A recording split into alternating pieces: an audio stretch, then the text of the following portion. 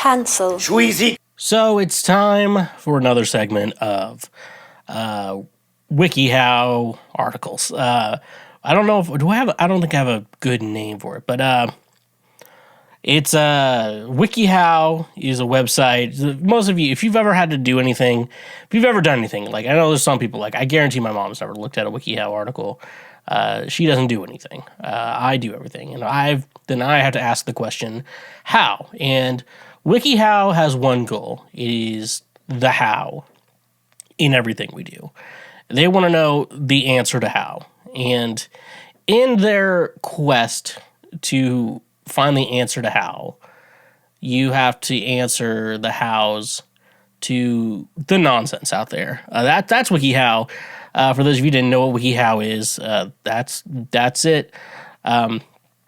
So today I wanted to go to an article on WikiHow that is called How to Flirt Through Instant Messaging. I should have everything up here. If I don't, the snap means it comes on. So it's called How to Flirt Through Instant Messaging. And, I've never thought anything about, like, the authors of this shit. But then I see it's a co-authored by Connell Barrett. Guess his right. His name is Connell Barrett. He is white. And it says co-authored by Connell Barrett, dating coach. So I just thought this was just someone just Googled a bunch of shit and made the WikiHow article. A certified expert has done this. I'm not going to go on his face because everything's recording right now. Anyways, though, you're messaging back and forth with your crush and want to show them you're interested in a flirty, playful way. But what should you say? Flirting through instant chat is actually easier than you might think, but there are some things you'll want to avoid. To help you out, we put together the ultimate guide to flirting through instant messaging, including flirting do's and don'ts you'll want to keep in mind the next time you're messaging your crush. So I am single and I'm almost 30, so I think I'm getting to the point where I need to make children soon. I'm probably at that point in life. So anyways, though, let's learn how to flirt through instant messaging. I think a text message, an iMessage also works. In the process of how, you probably can just call it text or something. Part 1, flirting do's. Starting the conversation casually, as in the real world, the first step to flirting is to get over your cold feet and jump right in. Text the other person a brief message asking them about their day, asking them a specific question about work or school, or simply saying hi. The hardest part of flirting is to break through the initial reluctance, so if you're having a hard time taking the plunge, just remind yourself that no matter how badly it goes, it'll be less stressful than an equivalent real-world encounter. There's no reason to be nervous when it comes to I am flirting if the person you want to talk to doesn't want to talk to you. S/he always has the option of simply not responding to your message. As from your point of view, this is distinguishable from him or her simply being away from the computer. This being said, if you barely know someone, it can be a good idea to have an excuse for starting a conversation to avoid awkwardness. Asking for help with a work or school-related problem is almost always a good bet, as is asking a question about something striking about the person. For instance, if the person has a band-related username, you might say, "Hey, cool name. Did you see the guys when they last came to town?" I mean, I've done this shit. Instant messaging. How are we talking about, like AOL Messenger? Because AOL was right before my time. About 90% of my friends had MSN. I'm an MSN Messenger baby. That's who I am. I'm an MSN Messenger baby. So I wasn't into the you got mail generation. Is that Gen X? Is that still millennial? Because I'm a young millennial, so it could still be us millennials there. But AOL, you got mail. It was never part of my generation. I also lived in a small town in Kansas, so there's also a good chance I didn't get in there. But I was a MSN Messenger kid. That's what I remember there was that one person that's like, message me on Yahoo. So you had like Yahoo, And it was like, if there's like a girl who was on Yahoo, but like, it was always like one or two people who were on Yahoo. Those people. If you're a Yahoo kid, you got to let us know and everything. But if I feel like I'm going to be a little melodramatic when I come to this, but it's like, that's a great conversation starter, talk about like a question or whatever, or whatever, just random. Like, that's a good way to break the ice. But the problem is, they also kind of have to be into you too. If they're not interested in you, they're not going to be fucking dealing with this shit. Okay, that's women. Men, I don't know. Men will text you when they're horny. That's when they'll text you. Ladies, they will text you when they're horny. All right, looks like we got a message from. It says it's from fucking Drake. I wonder what Drake has to say. Oh, he says, if you like those guys, you might want to check out this band called Manic Albatross. They're like the Beatles, only darker. What sort of other bands do you like? Can we talk about this for a second? Manic Albatross. If you told me a band's name was Manic Albatross, I'm not listening. I'm not listening to that name. Like, I hear about like local fucking rappers, and I'm like, I'm not gonna remember their name on purpose. Like, I'm gonna put an effort in to try and forget their name. So I always have to ask it, because that's how much I respect those guys. And if there was a band called Manic Albatross, first of all, I'm not gonna listen to you. Second, if you say they're like the Beatles, only darker, that's another fucking red flag right there. They're like a dark Beatles. I'm like, shut the fuck up. I like the Beatles and everything, but when people are like trying to make, after Pretty Odd by Panic at the Disco, I don't want to listen to anyone describe their music as kind of like the Beatles. I'm like, I don't want to hear that shit. I don't want to hear you talk, okay? All right, this number 2. We're just talking about a picture. Small talk. Start small talk. After your initial greeting and exchange of pleasantries, you'll probably want to ask how the person's doing, just like you might in the real world. Ask him or her about work or school, his/her interests, or any recent trips. For instance, rather than asking a question, you can also simply offer your comments on these things. When S/he responds, add your own comment or ask follow-up questions and proceed from there. Don't pry into his or her personal life. Keep things light, fun, and focused on worry-free subjects. Don't dwell on too long on small talk. A minute or two is great for breaking the ice, but much more can get boring fast.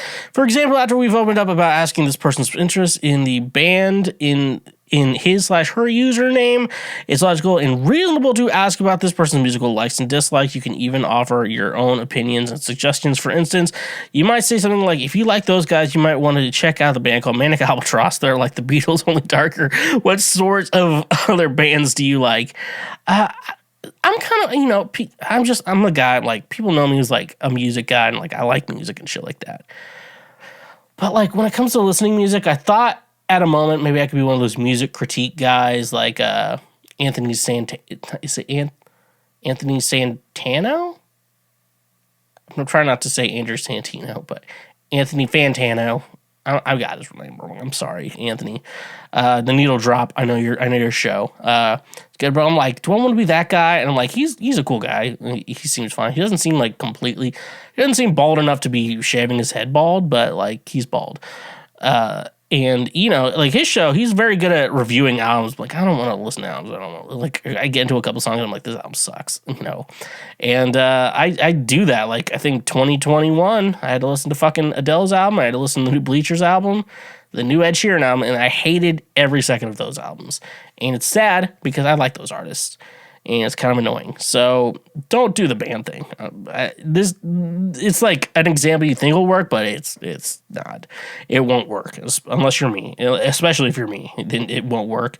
But yeah, no. Try to talk similar interests.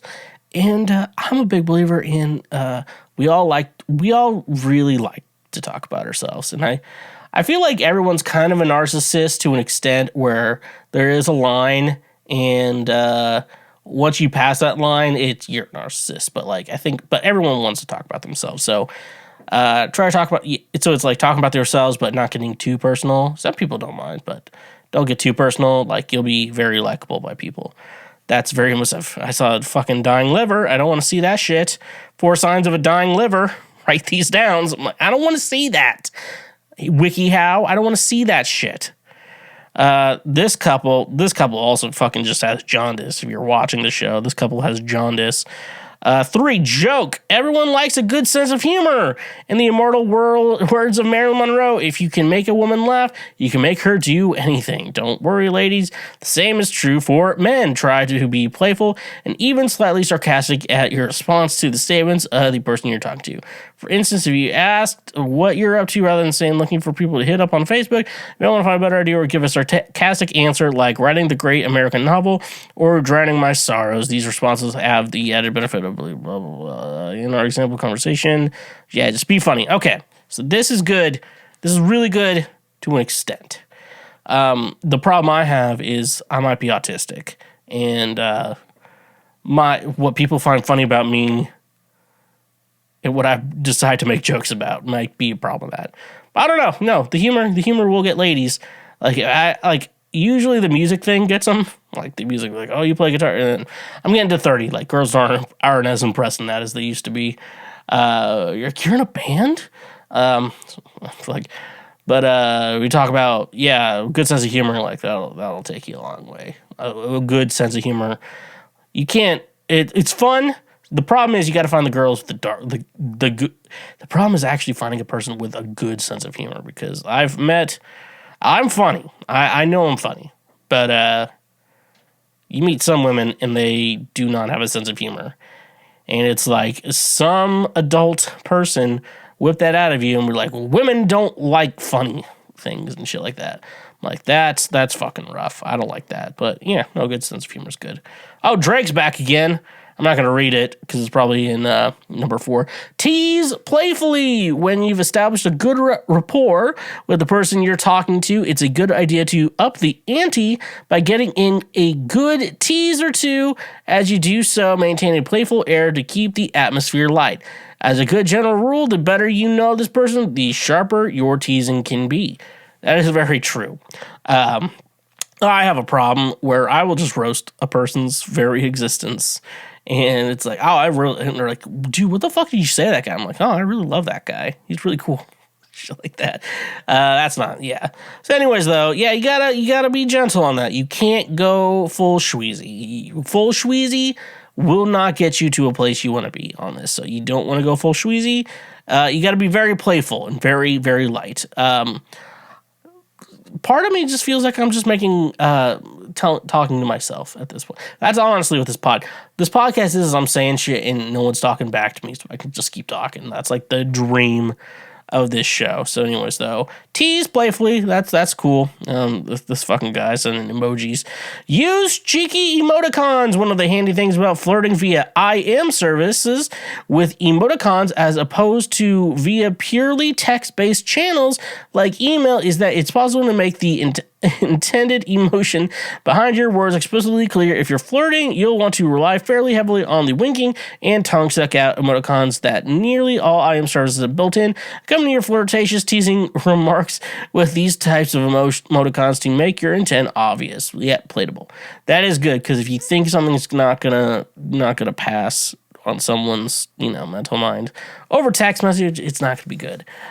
Usually I like to go on Facebook and just comment the most nonsense things like your vaccines impose on my rights to like good friends who are posting about like true vaccines, and then like someone will come in the comments and like I'm like, I'll just say something. It sounds ridiculous. Like, it's a legit ridiculous thing.